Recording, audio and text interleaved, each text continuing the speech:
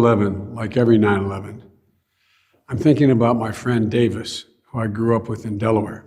On this day 20 years ago, he and his family had just passed the first year without their youngest of three sons, Teddy, who died in a boating accident at age 15. And his eldest son, Davis Jr., was just 6 days into the new job on the 104th floor of the South Tower at the World Trade Center. Davis went straight to ground zero to search for his son.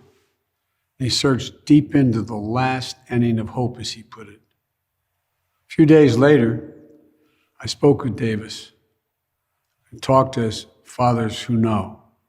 I was on my way to speak to the students at the University of Delaware about what to make of the new world we were in. He told me to tell people, quote, "Don't be afraid." He said, "Tell them, don't be afraid." The absolute courage it took after two unimaginable losses is extraordinary. Yet the most ordinary of American things, to know life can be unfair and uncertain, a cruel twist of accident or deliberate act of evil. But even in darkness, to still be the light. To the families of the 2,977 people from more than 90 nations killed on September 11th, 2001 in New York City, Arlington, Virginia, and Shanksville, Pennsylvania, and the 1,000 more who were injured. America and the world commemorate you and your loved ones, the pieces of your soul. We honor all those who risked and gave their lives in the minutes, hours, months, and years afterwards.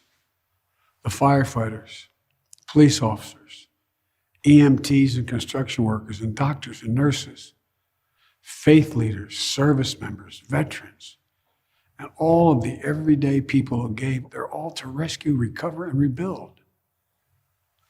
But it's so hard, whether it's the first year or the 20th. Children have grown up without parents, and parents have suffered without children.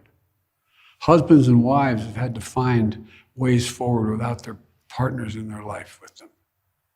Brothers and sisters, uncles and aunts, loved ones and friends have had to celebrate birthdays and milestones with a hole in their heart.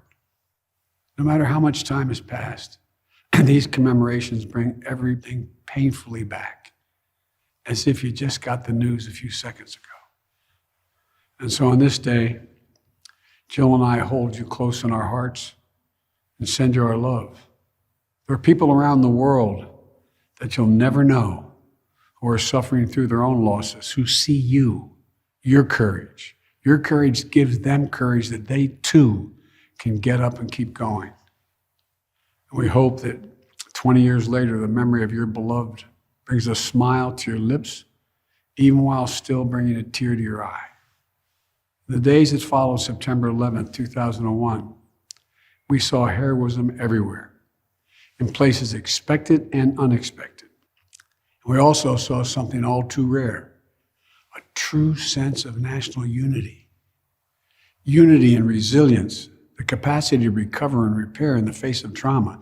Unity and service, the 9/11 generation stepping up to serve and protect in the face of terror, to get those terrorists who were responsible, to show everyone seeking to do harm to America that we will hunt you down and we will make you pay. That will never stop, today, tomorrow, ever, from protecting America. Yet we also witness the darker forces of human nature.